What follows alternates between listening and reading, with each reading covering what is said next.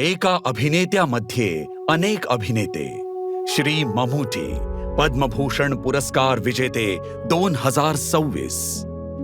एका मुलाने रुपेरी पडद्याचं स्वप्न पाहिलं. अनेक वर्षांच्या तपस्येनंतर त्याला भारतीय सिनेमात त्याचं स्थान मिळालं.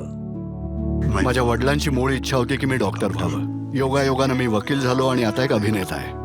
पण जेव्हा मी माझा पहिला चित्रपट पडद्यावर पाहिला तेव्हा मला पडद्यावरचाच अभिनेता व्हायचं होतं. मी त्यासाठी आतून तळमळत राहिलो. संघर्ष होताच, स्वप्नही पाहिली. बालपणानंतर थोडे हातपायही मारले, 1-2 सीन सुद्धा केले मी त्यावेळी.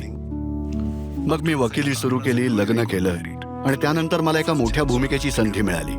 तो चित्रपट कधीच पूर्ण झाला नाही, सुदैवानं किंवा दुर्दैवानं. मी हाऊस म्हणून थिएटर करायचो. मी मिमिक्री आर्टिस्टही होतो. जेव्हा कधी वेळ मिळायचा तेव्हा थिएटरही करायचो. पण माझी आवड चित्रपट होता आणि मी संघर्ष करायचो. मी लोकांना, दिग्दर्शकांना भेटायचो.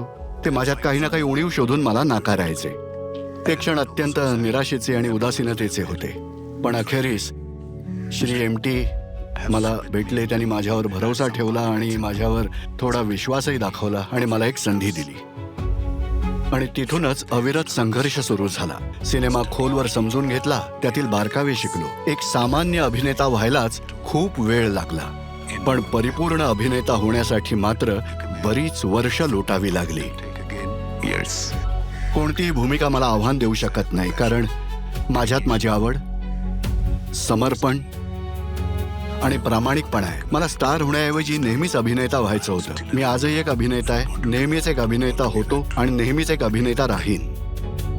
मी सिनेमात येण्यापूर्वी माझं लग्न झालं होतं. मला 2 मुलं आहेत, एक मुलगा आणि एक मुलगी. माझा मुलगा देखील माझ्याच क्षेत्रात आहे, तो अभिनेता आहे.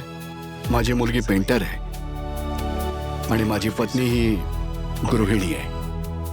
त्यांनी माझ्या ध्यासाला नेहमीच पाठिंबा आणि प्रोत्साहन दिलंय आणि मला खूपच मदतही केली आहे. मी नवीन लोकांना, नवीन दिग्दर्शकांना, डेब्यू दिग्दर्शकांना प्रोत्साहन देतो. तरुण पिढीसाठी माझ्याकडे काही ना काही वेगळं हे नक्कीच असणार आणि मला ती संधी गमवायची नाही. श्री ममूटी, पद्मभूषण 2026. कोडी कोडी नमस्कार.